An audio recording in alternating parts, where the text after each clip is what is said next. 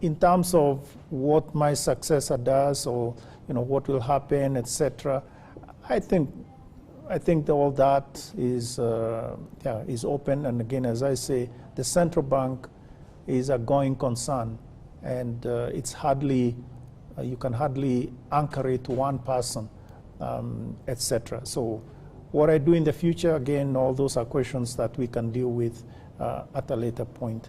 As most of you know, the Monetary Policy Committee did meet on May 29th.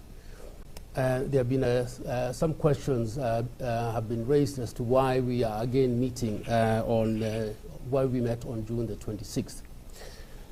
When the Monetary Policy Committee met on May 29th, they had the information that they had before they made the decision to maintain the CBR unchanged at 9.5 was a situation where the inflation rate seems to be improving, and the prospects for lower inflation looked quite imminent.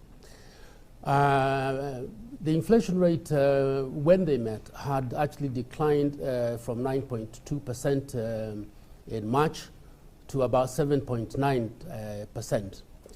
And that reduction actually in most of the items in the CPI did actually decline. For example, fuel prices had declined from roughly 13.4% to 13.2%. Food prices had also declined quite significantly from 13.4 to roughly 10.1. And equally important was the non-food, non-fuel price that had reduced from 4.4% to 4.1.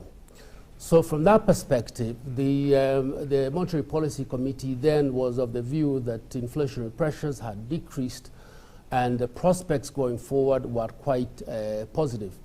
In fact, at that point, the CBK had anticipated that inflation for May even be within below the upper range of the CBK target of 7.5, and had anticipated that it would actually go to 7.1.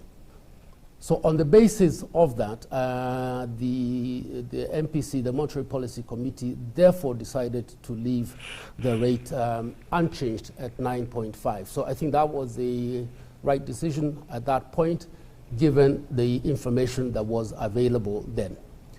Since that time, we then received information on inflation for May, and that information indeed indicated that inflation had accelerated, and instead of it going to 7.1, it had actually going to 8%. And again, most of the items went up. Food prices went up, fuel prices also went up, and core inflation as non-food and non-fuel also went up.